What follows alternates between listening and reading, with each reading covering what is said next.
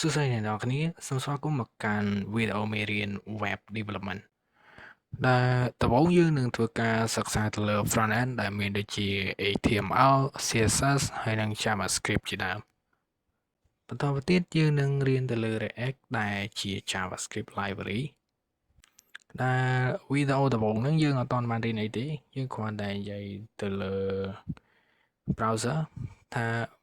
មុនពេលដែលវាចេញផ្ទាំង website មួយយើងឃើញថានៅពីក្រោយហ្នឹងគឺវាដើរដូចម៉េចខ្លះឥឡូវយើងឧទាហរណ៍ចូលទៅកាន់ website មួយ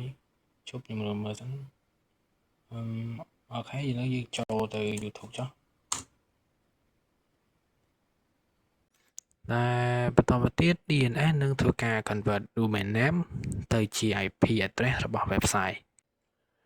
បន្តមកទៀត browser នឹងធ្វើការ send request ចូលទៅកាន់ server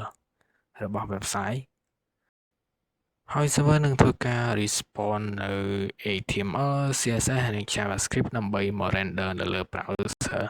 ឥឡូវវីដេអូយើងក៏បានមកដល់ទីបញ្ចប់ហើយវីដេអូក្រោយយើងនឹងនិយាយទៅលើ HTML ម្ដង